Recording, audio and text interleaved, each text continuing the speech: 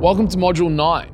It's Marketing Principles Part 1. Now, we are going to get into marketing a lot more depth in Certificate 3 of the Fitness Business Certification Program.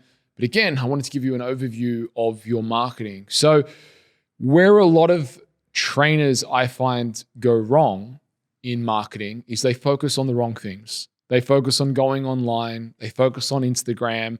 They focus on being Insta famous on Facebook, on doing click funnels, doing Facebook ads, and being an influencer.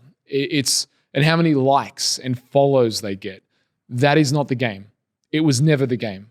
The game that we are playing is cash in the bank and getting clients results. Your game as a trainer is a geographical game. And what I mean by that is for you to be wildly wealthy, you really only need 1,000 customers. You don't need 100,000 followers on Instagram, unless you're doing an online program and selling it for $9 a week and having the turnover that I spoke about before in the Fitness Business Models module.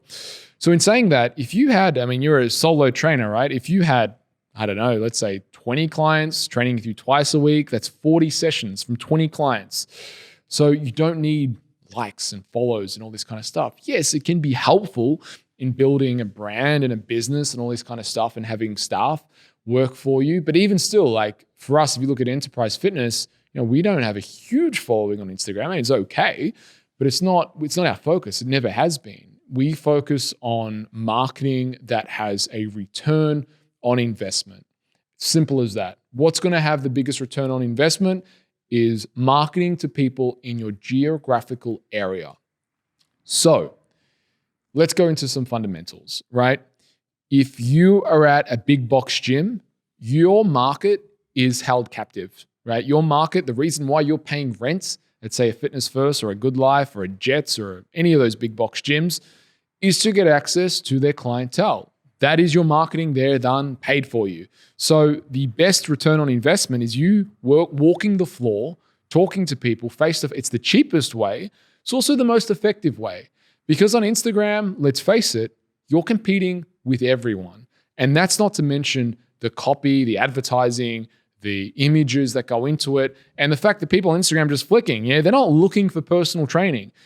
If I have someone in the gym, they're there to train. They're there to improve their life. They're there to get some sort of result. That's why they joined the gym in the first place. So I'd much rather take 5 minutes out of my day and say, hey, how's training going? I'm a trainer here. I thought I'd introduce myself. I just saw you doing this exercise. Do you mind if I offer you a tip?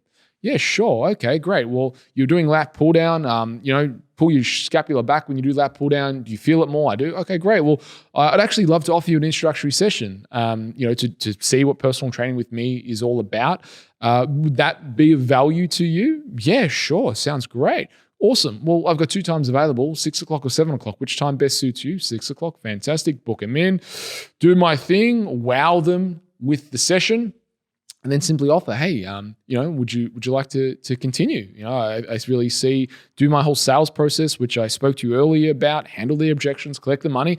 And now I have a client. And that's all done without me spending a cent, just being at the gym. So social media obviously can work. It can be great. And it's part of building the audience and getting people to your website, leaving your details. But ultimately, all those things, social media, Instagram, Facebook, ClickFunnels, all of it, what it's about is leading someone to having a real face-to-face connection with you. And that's how you're going to collect the money. So marketing, essentially, if you're going to move out into those areas, the fundamental place of where to start with your marketing is to understand your client.